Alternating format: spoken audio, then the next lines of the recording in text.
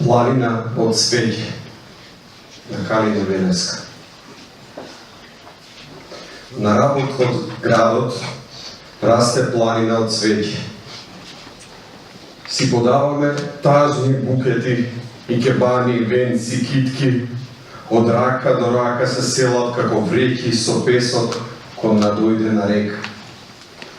Ружи, гербери, мимози, кали, лалиња се селат и си седат на твојата планина која расте и расте, расте и расте.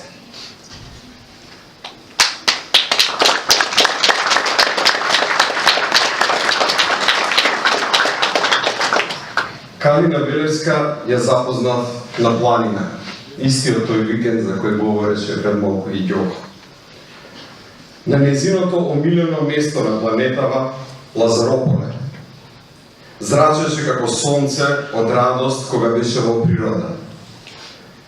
Зрачеше со епидемиски заразен ентузијазам и со зашеметувачка радост и во хронично загадено Скопје, бидејќи секогаш беше полна со впечатоци од претходните, а и со планови за некои идни планинарски подвизи. Еден од тие походи, како што добро знаете, на Камечалан минатата година, беше фатален и за неа и за нејзиниот пријател планинарот Александар Миновски. Секој од нас, порано или подоцна, вака или онака, очекувано или ненадено, мора да замине. Тоа сите го знаеме. И секој од себе, зад себе ќе остави нешто.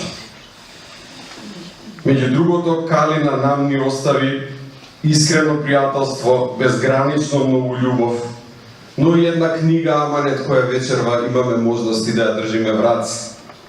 Сочинета од патописните текстови што со голема страст ги пишуваше непосредно по враќањето од планините и кои обично со нетрпение ги читавме преку интернет. Пред нас е една стамена книга за љубовта кон планините, книга Планина со сите нишани, вдахновена од непоматена, безрезервна, бескрајна љубов кон планините и природата. Оваа книга е напишана со многу радост, страст и усет за убавото. Можевме да се увериме сега од фрагментите што ви слушнавме пред малку. Со секој нов патеписен запис, со секоја реченица, Калина Велеска ни покажува што значи да се љубат планините. Што значи да се живее за и со природата.